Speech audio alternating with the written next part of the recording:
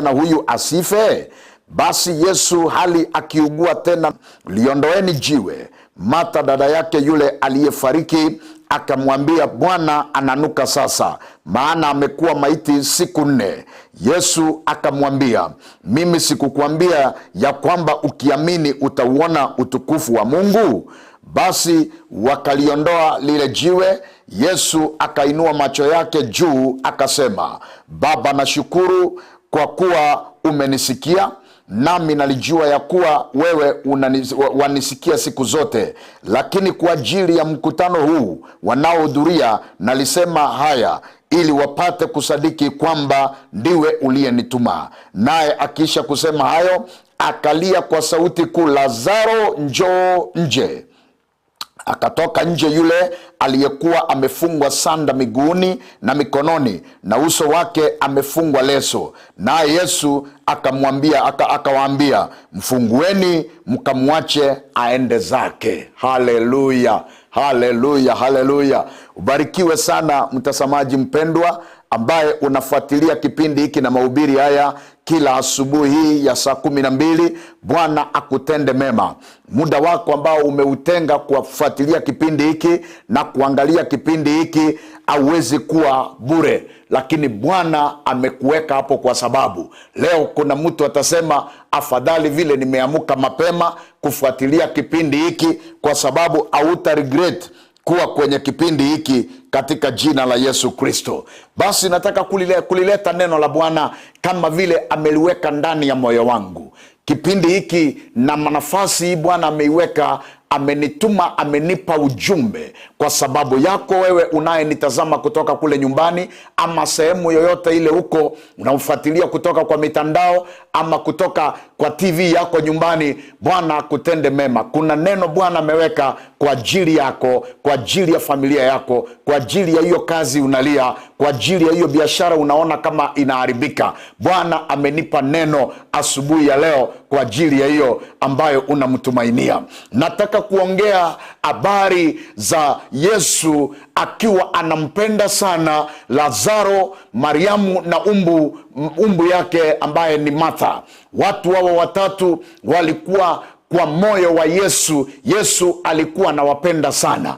Kabla sijalileta neno hili, unaweza kujiuliza ilianzia wapi? Mwanamke huyu ambaye anaitwa Mariamu ni yule ambaye siku moja alikuwa kahaba, alikuwa mwanamke asiyependeka, alikuwa mwanamke asiyetamanika, maana alikuwa kahaba mkubwa. Lakini siku moja Yesu akiwa anaongea na wanafunzi wake kwa nyumba moja, wakiwa wameketi wanamsikiza, huyu mwanamke kahaba alikuja director, akaenda mahali Yesu alikuwa ameketi, akainama chini ya miguu ya Yesu, akaanza kulia akiomba msamaha mbele ya Yesu. Maandiko inasema ya kwamba alilia machozi mengi sana kwa miguu ya Yesu. Miguu ya Yesu ikawa imejaa machozi, akawa analia akipangusa miguu ya Yesu akitumia nywele yake. Hakujali kwamba anachafuka, lakini kwa njia hii alikuwa anaomba maombi ya toba mbele za Yesu. Libarikiwe jina la Yesu kwa sababu ya moyo wa Mariamu.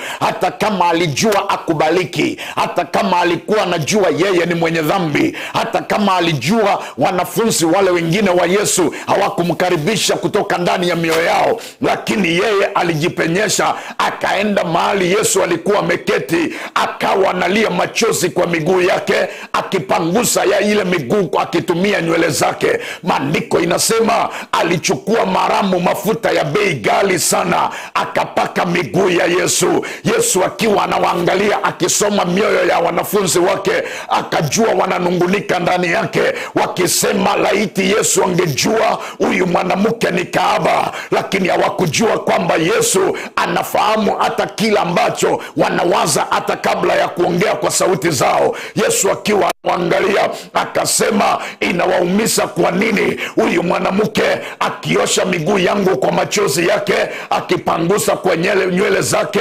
tena akinipaka mafuta? Maana walianza kunungunika ndani ya mioyo yao wakisema, huyu mwanamke afadhali Yesu angejua ni mwanamke kahaba. Neno lingine liliwasumbua, nataka kusema habari za wivu. Wivu haukuanza leo, chuki haikuanza leo. Walipomwangalia yule mwanamke kwanza ndani ya mioyo yao, kwa sababu ya ukahaba, walimtenga, wakutaka kumuona tena. Walishindwa tu jinsi ya kumfukuza, maana tayari alikuwa amefika kwa miguu ya Yesu, akiwa analia, akiwa anapangusa miguu ya Yesu kwa nywele zake, maana machozi yalikuwa mengi. Baada ya kupangusa, alianza kupaka ile miguu kwa maramu. Hii maramu ilikuwa bei ghali. Ni kwa nini tunasema ni bei ghali? Wanafunzi wake walianza kunungunika, wakasema, kwa nini anatumia maramu ya bei ghali namna hii? Hii mafuta ya maramu angeuza kwa pesa nyingi na awasaidie masikini. Yesu akiwa anaangalia mioyo yao akawaambia, tangu niliingia hapa hakuna mtu hata mmoja alifikiri kuniosha miguu yangu. Tangu nilifika hapa mapema, mmekaa tu mkingojea miujiza, lakini hakuna hata mmoja aliyejali kwamba miguu yangu ina vumbi. Huyu mwanamke ambaye mnaona kama kahaba, yeye amekuja, amesafisha miguu yangu kwa machozi, amepangusa miguu yangu kwa nywele zake mwenyewe, amenipaka maramu. Ile hali mnagombana ndani yenu, hawa masikini mko nao siku zote, lakini mimi hamuna mimi siku zote. Huyu mwanamke amefanya hii. Yesu akiwa anaongea, alimwangalia yule mwanamke, akamwambia, mwanamke Mariamu, dhambi zako umesamehewa, enenda na usitende dhambi tena. Wale watu wanafunzi wake wakashangaa, lakini Mariamu akasimama akiwa mwenye furaha, akajua amesamehewa dhambi. Hata bila kuongea mbele ya hawa, alishukuru, waliondoka akiwa na furaha. Huyo ndio Mariamu ninaongea habari zake asubuhi ya leo. Huyo ndio Mariamu ambaye kupitia hiyo msamaha, kupitia kulia mbele za Yesu, alisababisha Yesu afanya kuwe na uhusiano mkubwa kati yake na huyo Mariamu. Ikabidi atembee kwa kina Mariamu mpaka akapata mtu aliyekuwa anaitwa Lazaro. Unajua, unaweza kushindwa. Yesu alikutanaje na Lazaro? Yesu alikutana na Lazaro, alipendana na Lazaro, alijuana na Martha yule mwingine umbu yake Mariamu, kupitia kwa huyu Mariamu ambaye alikuwa kahaba. Yesu akafuatilia mpaka akajua kwao. Alipoenda kwao, akawa marafiki na Lazaro sana, akawa marafiki na umbu ya Mariamu ambaye alikuwa anaitwa Martha. Hawa watatu wakawa marafiki wa Yesu. Siku moja Yesu akiwa mbali na mji wa kina Lazaro, Lazaro alishikwa na ugonjwa na akawezwa sana. Maandiko inasema ya kwamba Yesu akatumiwa habari, Mariamu na Martha wakatuma habari mahali Yesu alikuwa, wakamwambia, Yesu, rafiki yako Lazaro ni mgonjwa na hawezi, amelemewa. Yesu akawaambia, nitakuja kumuona. Lakini Yesu hakujali, akaendelea kuongea na wanafunzi wake, akawaambia, nimeambiwa habari za Lazaro ya kwamba ni mgonjwa. Neno ambalo linabariki moyo wangu asubuhi ya leo. Yesu aliwaambia, lakini ugonjwa huu si wa mauti, ni ugonjwa ambao kwa ajili ya ugonjwa huo Mungu atajipatia utukufu. Ingawaje wanafunzi wake hawakuelewa, alipowaambia ugonjwa huu si wa mauti, lakini umewekwa kwa Lazaro ili Mungu ajipatie utukufu. Maandiko inasema aliongeza siku zingine 2 kabla ya kwenda kumwona Lazaro. Hata kama alikuwa rafiki ya Lazaro, alijua huo ugonjwa si wa kumumaliza. Hata kama alikuwa wa karibu sana na Lazaro, alijua ugonjwa huo sio wa mauti. Baada ya siku 2, Biblia inasema Yesu akiwa anaongozwa na Roho Mtakatifu alielewa ya kwamba Lazaro amekufa. Akawaambia wanafunzi wake, twende twendeni kwa kina Lazaro, maana Lazaro amelala. Lakini wao hawakuelewa maana ya kulala, wakasema ikiwa amelala atapona tu, Yesu ataamuka akiwa mzima. Lakini Yesu akawaambia waziwazi, Lazaro amekufa. Yesu akaondoka pamoja na wao na akaenda kumuona Lazaro. Biblia inasema ya kwamba Martha ndiye alikuwa wa kwanza kwenda kumlaki Yesu. Akalia mbele ya Yesu akamwambia, kama ungelikuwa hapa ndugu yetu angekufa, rafiki yako amekufa. Kulikuwa na kuomboleza, watu walikuwa nalia kwa kina Martha, watu walikuwa wamekuja wengi kama unavyoelewa nyumba ya matanga. Watu walikuwa wamekuja kuomboleza pamoja na Martha na Mariamu, walikuja kuwafariji mioyo kama vile Biblia inasema. Yesu akiwa analakiwa pamoja na Martha, Martha alimwambia Yesu, ningoje hapa, wacha nimuite dada yangu ambaye ni Mariamu. Kwa nini anamuita Mariamu? Mariamu ndiye alikuwa wa kwanza kufanya uhusiano na Yesu. Kwa nini anamuita Mariamu? Mariamu ndiye aliyemfanya Yesu akaja kwa boma yao, akaenda akamuita Mariamu. Mariamu akaondoka kwa nyumba, alikuwa ndani ya nyumba anafarijiwa na Wayahudi. Watu wa hiyo area walikuwa wanaendelea kuwafariji wakiwaambia, jipe moyo, sasa makifo ni ya kawaida, kifo iko na kifo inaendelea. Wewe unaelewa kama vile watu, kama umewahi kufiwa siku moja, unaelewa vile watu wanafariji mioyo, wanaongea tu lakini hawajui vile mtu anahisi kule ndani. Wanajaribu tu kukupa moyo, lakini ubaya na uchungu ni wewe ambaye umefiwa, unaelewa. Mariamu alikuwa kwa nyumba akiwa anafarijiwa na wale Wayahudi. Wakati Martha alikuja akamwambia Mariamu, Yesu amefika, njoo uende ukamlaki. Mariamu akiwa anaelewa Yesu ni nani, aliondoka kwa nyumba ile hali machozi inamwagika, na Biblia inasema Wayahudi wakamfuata wakiwa wanafikiria Mariamu anakwenda kulilia kwa kaburi. Walimfuata wakiwa waelewi anaenda wapi, lakini walipotoka nje wakapata Yesu amesimama mahali pale pale tu penye Martha alimlaki Yesu. Mariamu akakimbia mpaka pale kwenda kumlaki Yesu, akalia mbele ya Yesu akamwambia, kaitu ungekuwa hapa rafiki yako Lazaro hangekufa. Najua ungekuwa hapa dada ndugu yetu Lazaro hangekufa. Lakini Yesu akamwambia, lakini neno lingine ambalo linabariki moyo wangu, huyu Mariamu aliendelea akamwambia, lakini ninajua lolote utakalo muomba Mungu atakufanyia.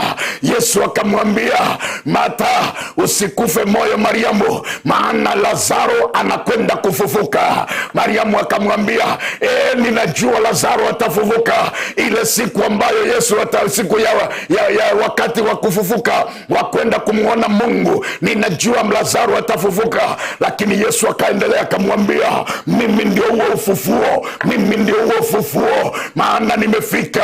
Wakamwambia, Yesu akawaambia, nipeleke mahali hiyo kaburi iko, maana alimuona vile Mariamu alikuwa analia na uchungu. Yesu akashikwa na huzuni, Yesu akalemewa na ule huzuni, maana alikuwa kwa mwili wa mwanadamu. Ule huzuni ukamlemea, akashindwa kuendelea, akashindwa kuvumilia.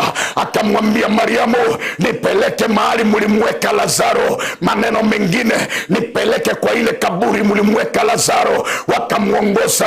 Biblia inafurahisha moyo wangu inaposema Wayahudi na wao waliandamana pamoja na Yesu na Mariamu wakimwangalia.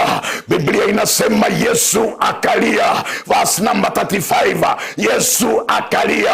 Wayahudi wakashangaa, wakasema, angalia vile alikuwa anampenda. Yesu alipofika kwa kaburi akamwambia Mariamu, liondoeni jiwe. Jiwe ni lile ambalo lilikuwa linafunika kaburi, liondoeni jiwe. Lakini Mariamu akamwambia Yesu, huyu Lazaro imepita siku 4 tangu aliwekwa kwa kaburi. Kwa maneno mengine akamwambia, sasa mwili umeoza na ananuka.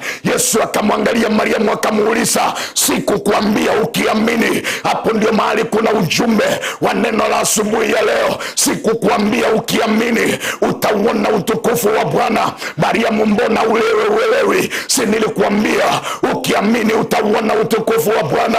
Basi Mariamu hakusita, akawaita wanaume wakaenda kuliondoa jiwe. Walipoliondoa jiwe, Yesu hakuomba maneno mengi, alisimama akaomba maneno machache, akasema, Baba, ninajua umekuwa ukinisikiza, lakini tena leo kwa sababu ya umati huu, Bwana, ninaomba unisikie, ili umati huu wasadiki ya kwamba ni wewe umenituma.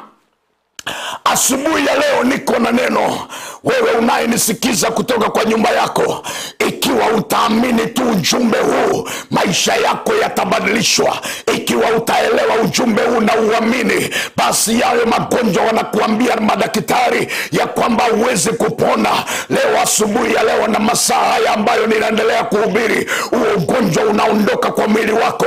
Ikiwa tu wewe utakubali kuamini, yale magonjwa yataondolewa kwa mwili. Ikiwa tu utaelewa ujumbe huu ninaongea na wewe asubuhi ya leo. Inawezekana ni mara ya kwanza unanitazama kwa TV. Bwana amenituma hapa na amekuwa amenitumia kwa viwango vikubwa. Watu wamekuwa wakipona kwa kusikia sauti hii tu. Watu wamekufunguliwa kwa kusikia sauti hii. Waliolaaniwa laana zimebadilishwa, wamebarikiwa leo ni wabarikiwa, na wengi wako kanisani ni washuhuda. Ni ushuhuda ulio hai kwa yale ambayo Bwana ametenda.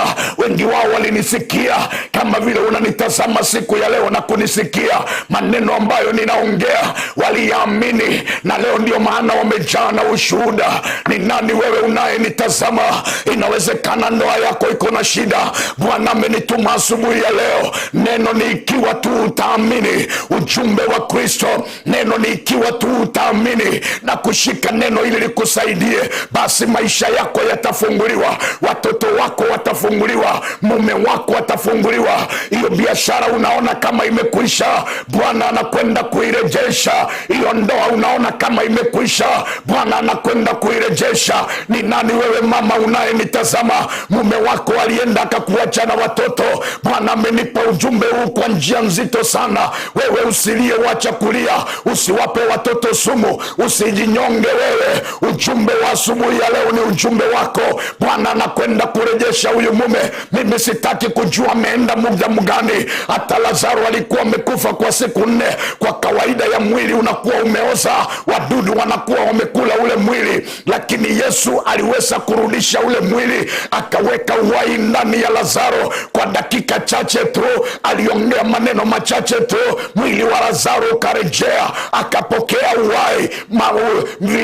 Wale wadudu waliokuwa wanakula mwili wake wakaondoka. Usiniulize ilifanyika namna gani, lakini ni mambo ya Mungu. Naongea mambo ya Mungu asubuhi ya leo. Mimi sitaki kujua ule mume wako ameenda kwa miaka mingapi, sitaki kujua alikuacha kwa muda gani, lakini ikiwa utaelewa ujumbe huu na uamini ujumbe huu, huyo mwanaume anakwenda kurejeshwa. Kama ni madawa alipewa kala, amesahau watoto wake, asubuhi ya leo tunakwenda kuomba kutoka kwa studio hii, na huyo mama yale madawa alipewa akakula, yataondoka kwa mawazo yake na atarejea nyumbani. Wewe amini tu ujumbe huu, wewe nielewe tu asubuhi ya leo, huu ni ujumbe wako. Kuna mtu ambaye mama yake ni mgonjwa na unatazama mahubiri haya, ninasikia tu kutoka ndani ya moyo, ni wewe mama yako ni mgonjwa, amelemewa, hawezi kusimama, umetumia pesa zako nyingi kwa matibabu. Nisikie asubuhi ya leo, ikiwa utashika imani kwa sababu ya huyo mama yako, hautatumia tena pesa kwa madaktari, maana ninaenda kuachilia neno asubuhi ya leo, na mama yako anaenda kuwa mzima katika jina la Yesu. Ni nani huyu kifafa imelemea? Bwana anazungumza na mimi. Uko na mtu kule nyumbani ambaye kifafa imemweza mpaka mumeshindwa, ameumia kila sehemu ya uso, mumekata tamaa, mumejaribu kumpa madawa asaidike. Nisikie nikwambie, ni Bwana anazungumza na mimi. Si uelewe tu na uamini ujumbe huu, maana huyo mwenye kifafa anakwenda kupokea uponyaji ukishika imani kwa sababu yake. Na kama ni wewe una kifafa unanitazama, shika imani tu asubuhi ya leo, hiyo kifafa inakwenda kuondoka. Sio wewe wa kwanza nimeombea watu wengi, mpaka waliokuwa na sukari, waliokuwa na presha, waliokuwa na kansa za matiti, waliokuwa na arthritis hawawezi hata kutembea, mafupa inauma, waliokuwa na asma, wakati wowote mvua inanyesha ama wakati wa baridi walikuwa hawawezi hata kupumua, lakini leo wako kanisani wamejaa na ushuhuda. Hiyo yako ni gani ambayo unaona haiwezekani? Nataka kukuambia mbele za Bwana yote inawezekana ikiwa tu utaamini. Yesu anamwambia Mariamu, si nilikuambia ukiamini utauona utukufu wa Bwana? Na wewe, ninaongea na wewe asubuhi ya leo, si nimetangulia kukuambia ikiwa utaamini ujumbe huu nimeleta kwa nyuma yako, ikiwa utaamini maneno haya ninahubiri asubuhi ya leo, ikiwa utamwamini huyu Yesu natangaza habari zake asubuhi ya leo, basi utauona utukufu wa Bwana kwa hiyo nyumba. Wakati huyo mume atarejeshwa, utaelewa ni nani alikuwa anaongea kutoka kwa studio hii. Yesu alipoongea yale maneno, alisimama, Biblia inasema akalia kwa sauti, akasema, Lazaro njoo nje, Lazaro kuja nje. Na maandiko inasema wakati ule mwili wa mtu ulikuwa unafungwa na sanda kutoka kwa miguu mpaka kwa mikono. Usiniulize Lazaro alitembea namna gani kutoka kwa kaburi ikiwa sanda imefungwa kwa miguu yake, lakini ile kitu tunaambiwa na Biblia ni kwamba Lazaro alitoka ndani ya kaburi akiwa amefungwa sanda mikono na miguu, uso wake ukiwa umefungwa na leso. Mimi sijui aliangalia namna gani akajua huu ndio mlango wa kaburi. Hiyo inaitwa mambo ya Mungu, maana kichwa chake kilikuwa kimefungwa leso, miguu yake ilikuwa imefungwa sanda. Usiniulize alitembea namna gani ama alipapasa ukuta namna gani, maana uso wake ulikuwa umefungwa leso. Inaitwa mambo ya Mungu. Wakati Bwana anafanya miujiza, watu watakosa kuelewa. Wakati huyo mume wako atarejeshwa, hata wewe utaona kama ni ndoto. Wakati ya watoto watafunguliwa kuanzia kesho Monday warudi shule, utaona kama ni ndoto. Walikataa akakwambia ya kwamba mimi mambo ya shule nimemalizana nayo, lakini mama, vile unalia hivyo, Bwana ametazama hayo machozi. Huyo mtoto mwanaume, huyo mtoto msichana anakwenda kufunguliwa sasa. Inawezekana ni wachawi wa kwenyu hawataki kuona watoto wakisoma, walishika nyota ya mtoto mapema. Leo nimekuja, usiniulize hiyo nyota itarudi namna gani, hata kama ilichukuliwa wakati alizaliwa. Hiyo inaitwa mambo ya Mungu. Atafunguliwa huyu mtoto na kesho atakwambia anahitaji kwenda shule. Huo ni ushuhuda ambayo ninajua ninakwenda kupigiwa simu na kuambiwa na number 1, ndoa imerejeshwa, mume wangu amerudi, mke wangu amerudi, tumerudiana pamoja. Huo ni ushuhuda ambao ninatarajia kwa simu. Ninaelewa maana Bwana amezungumza na mimi. Number 2, huyu mgonjwa ambaye unaamini Mungu umetumia pesa kwa sababu yake.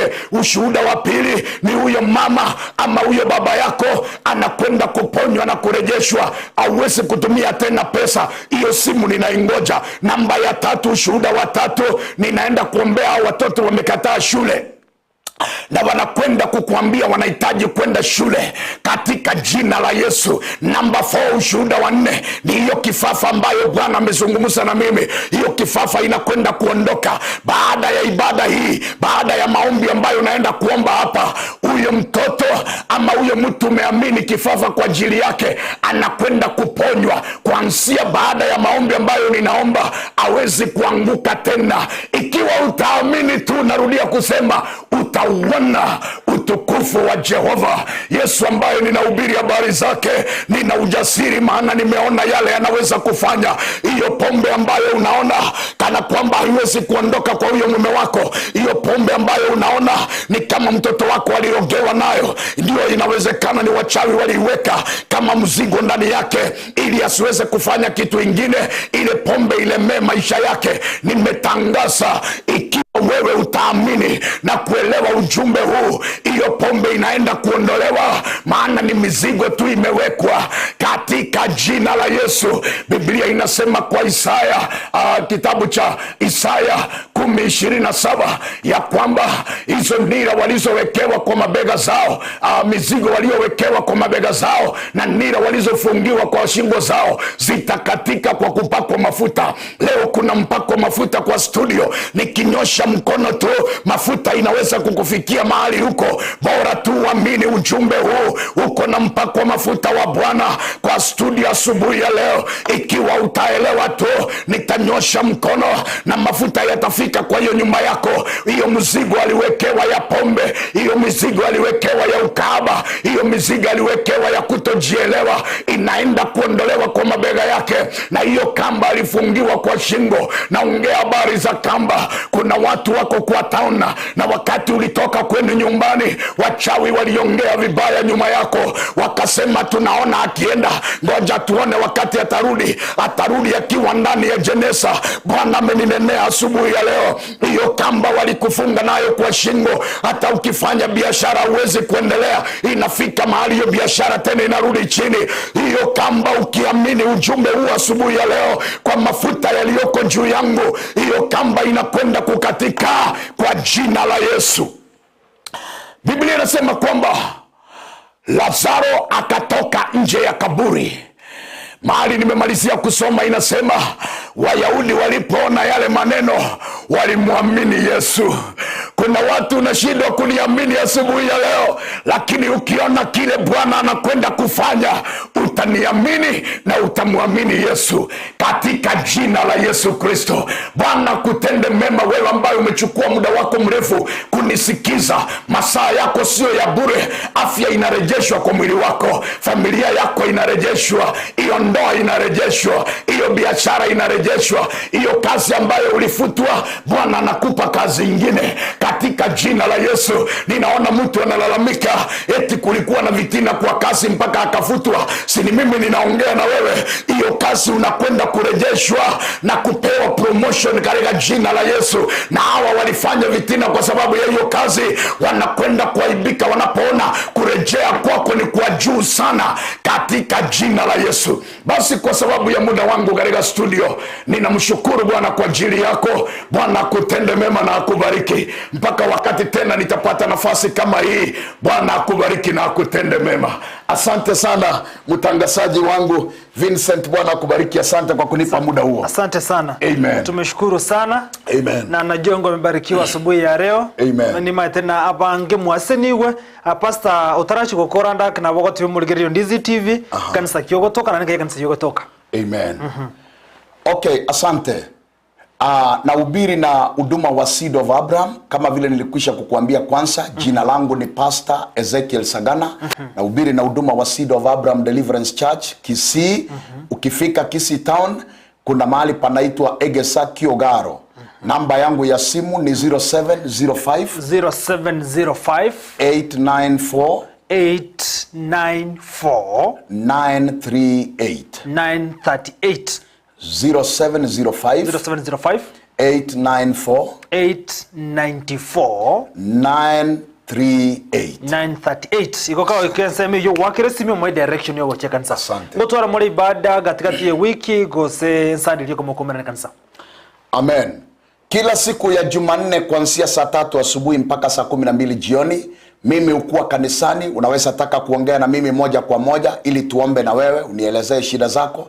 Ninakuwa siku ya Jumanne kuanzia saa 3 mpaka saa 12 jioni. Na kila siku kuanzia saa 9, kuanzia kesho saa 9 jioni, niko na maombi ambayo inaendelea mpaka Friday kila siku ya saa 9 kuanzia